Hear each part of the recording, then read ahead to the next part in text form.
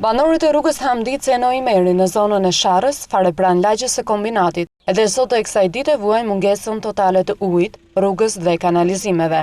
Siç mund ta shikoni edhe nga planet, gjendja paraqitet vërtet e vështirë. Banorët shprehen të indignuar pasi edhe shpresa e vetme që ishte për sistemimin e tyre nuk do të realizohet. Bashkia e Tiranës pritet të nisë punimet për rregullimin e rrugës, por projekti parashikon vetëm ndërtimin e një pjese të shkurtër të saj. Kjo është pjesa më e madhe e banorëve.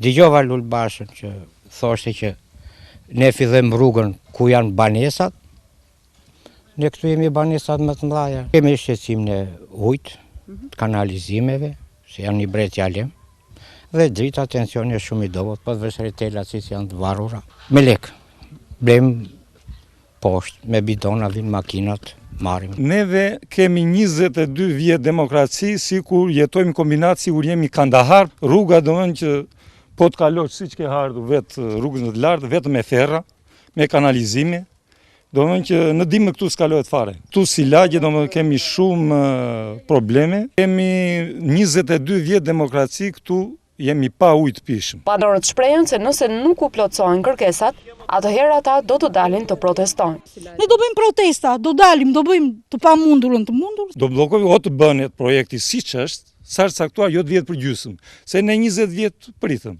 Ç'mund të presim akoma? Ne pa ujë, pa kanalizime, domethënë me ujë të blerë për të pirë, me ujë të blerë për të gatuar. Domethënë jetojmë me kushte shumë vështirë. Ne pastaj sëmundjet që po marrim, se janë të gjitha urat e zeza e rrugëve. Ne për këtë e bënim, thoshim o Zotë erdhi dita dhe për ne. Gjithmonë në prag të zgjedhjeve, siç shprehen banorët e rrugës Hamdice Noimeri, i është premtuar se problemet e tyre do të zgjidhen, por situata vazhdon të mbetet e njëjtë. Ata përfshihen në minibashkinë numër 6 të kryeqytetit.